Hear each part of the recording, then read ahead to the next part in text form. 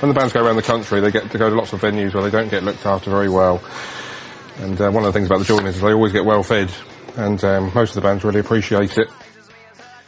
Almost as famous as the bands, Pat the Bouncer's curries, served with lashings of anecdotes. Like the one about paying peanuts and getting Arctic monkeys. I was looking in the diary one day, and I came across this band that our promoter had booked. And, I phoned him up and said to him, why have you booked a band for £200 with a ridiculous name like the Arctic Monkeys? And he informed me that they were going to be very big, and our promoter always says that about all the bands that he books. And I just took it with a pinch of salt, like we always do. And then on the night, it was probably one of the most successful shows the Joiners has ever done. I wish you'd stop ignoring me because it's sending me to despair. And if it was down to me, I probably would have cancelled it for them having such a stupid name.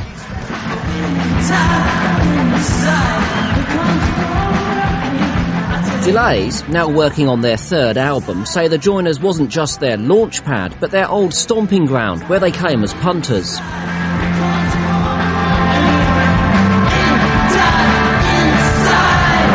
I saw the Libertines here. That was incredible. They were just gone massive, and they were still booked in to play here. And I came down, and it was just like a sweaty. It was like a sweaty pantomime. It was beautiful. It was a great night. I'll take you anywhere you wanna go. Oh, you can't stand me, no, you can't stand me, no, you can't stand me, no, you can't stand me. Posters boasting some of the biggest names in music aren't what you'd expect for an unassuming pub with a stage in downtown Southampton. In terms of rock and roll, history is so important because it places bands in a lineage and in a heritage, you know. It's like the Rolling Stones listening to Muddy Waters and things like that. I think it's nice to know you're part of something, and the Joiners is history, you know. Every band and every reference point, certainly for young bands, has played the Joiners and will always play the Joiners. Self-confessed music addict Oliver Gray has written a history of the Joiners and senses there are powerful forces at work. Away from the new rave, there's modern history in the basement. The infamous cellar. Absolutely. Corpses, skeletons. We need some lights on down here, actually, before we go down.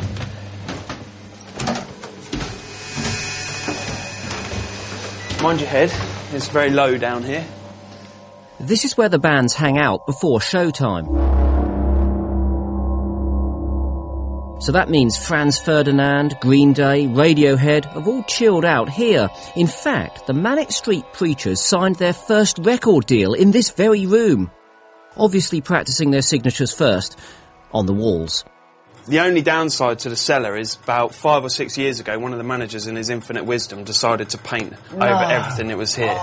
So any name of any relevance of any band has, you know, been successful ever since has now completely been wiped away. I just can't imagine people would organise painting it over.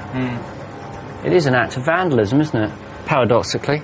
Most people can, you know, think of graffiti as being vandalism, but in this context it's a document.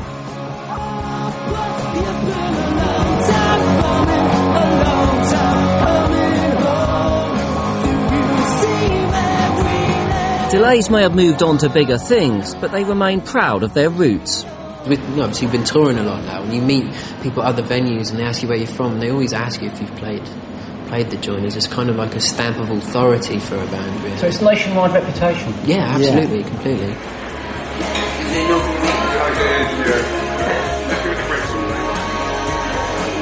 Look at the presentation on Rolly's plate. This is for himself. A crown of rice. I think you feel more connected to what made you want to be in a band in the first place.